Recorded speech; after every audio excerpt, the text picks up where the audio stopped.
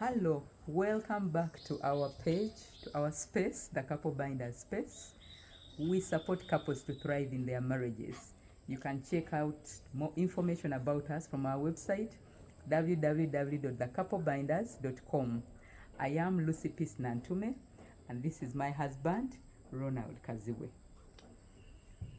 Lucy, as you can see, is wearing orange, and our video this time round is we're making it in solidarity with the rest of the world to commemorate, celebrate, and fight the vice of gender-based violence. Every year from November 25th is the International Day Against Gender-Based Violence. So from November 25th to December 10th, those are 16 days, the world comes together to galvanize efforts against gender-based violence. So gender-based violence manifests in different ways, and because we work with couples, we have interfaced life with this vice in our engagements with couples. And the one that comes out mostly for the work we do is intimate partner violence, which has been rated as one of the most prevalent forms of violence in the gender-based violence terrain. And most of people who experience this violence experience in the homes. Yeah. And because Couple Binders works with families, it works with couples, that's why we are coming into this space to add our voice. And maybe with yours, we can work towards ending this vice, and it ends with our generation, and we raise a better generation. And today, we want to put a little bit of light and focus on the perpetrators. I know usually more focus has been pushed towards the victims on how to seek help, how to support, most programs around those areas, but we want to shine a little bit of light on the perpetrators of gender-based violence. Yeah. So perpetrators are the ones who cause the violence. Yeah. The ones who beat, when we are talking about physical violence, the ones who do the psychological torture on others, emotional torture on others, the ones who commit acts of sexual abuse, that is violence in the sexual realm. So today, our message wants to go out to those. But first, let's try to understand, Ronnie, as Ronnie has said, most of these come from families. So what can we offer as an understanding of what happens in the families when there is violence and how that continues the cycle? Yeah, like we've said, violence is learned. Someone has to learn it from another. It is either something someone has watched or someone has experienced, and then they learn it. And when they learn it, then they start practicing it. It starts in small things, and then it grows big to the levels sometimes that have caused so much harm to the world. So in a home where a lot of learning happens under the feet and at the we call it the laps of the mother and the father, most children learn violence in the homes. And we think that couples have the powers to ensure that this vice ends. It doesn't matter how you were raised. It doesn't matter the experiences someone went through when they were young. What you need to do is to work on yourself so that you don't teach these practices to the next generation. The children that are watching you, the children that you're raising, and you can work and stop this. Yeah. So Ron is talking about the home and how we have the power within ourselves to change many things, starting with what happens in our homes, because everyone comes from a home, regardless of the family situation you're in.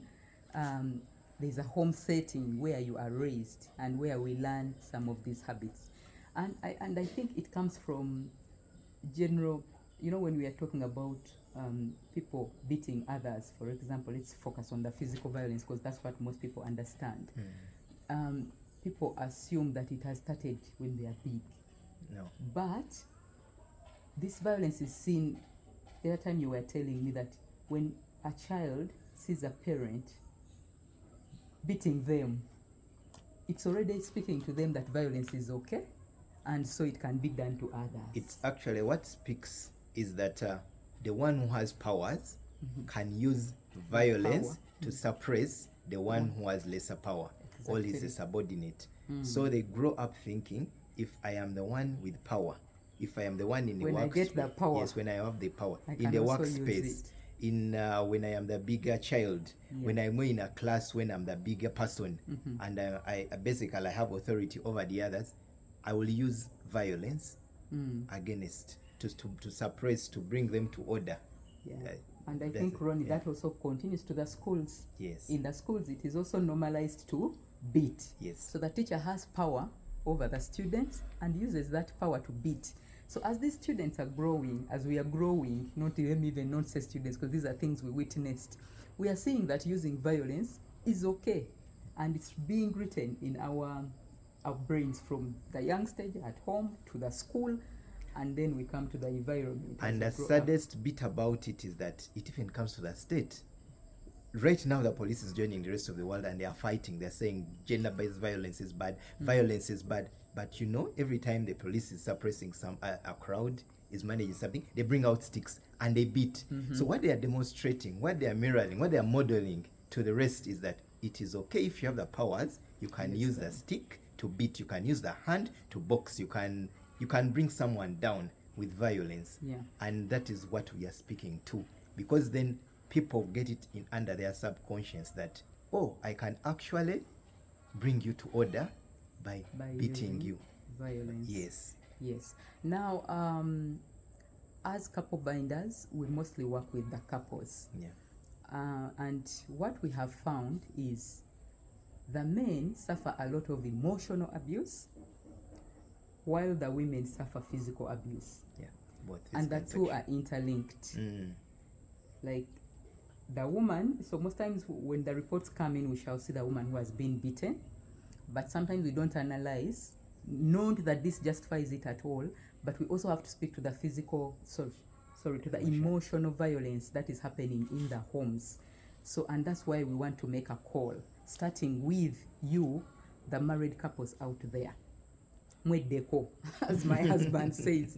That's a Luganda word to mean what, honey? Caution yourself. Mweddeko. Mweddeko. Caution yourself. Stop abusing each other. The emotion, stop the emotional abuse, stop the physical violence. It's even shameful to find people who proclaim to love each other, intimate people, using their physical strength or their tongues emotionally against each other. And couples have so many resources that can help them to thrive and work on this vice. There are many books that I've written, but also there are many groups, help groups that you can go and join and work on yourself so that you become a better person. It doesn't matter, like I always say, what was done to you. You have the power within you to make it stop at your generation, and you don't pass it on. Because if our children don't watch us, if our children don't see us practicing this violence, they are not going to do it. They're not going to learn. They can't practice what they have not learned. And so we can stop gender-based violence. Starting with our homes. Yes. But also, given the analysis we've given you, that this violence is being ingrained in us from the whole society, even you who is not married, all of us as a society, we have some role to play to stop violence. You hear people saying it's okay to beat, to do what, but we need to teach ourselves to discipline without violence, and to positively manage our emotions, but also when we have disagreements, there are positive ways of resolving these disagreements. And also many of the couples watching us, and also the public, we have many spheres of influence. We need to start from that small group which we can influence. For us, we preach that start from the family, but also you have friends. In Uganda, we usually have a saying that says, tugende tukube bakazi baffe akuba bisenge. The one who says let's go and beat our wives doesn't beat his wife. So many he times goes and boxes the wall, and then everyone thinks he's beating his wife. For them, their marriages start failing.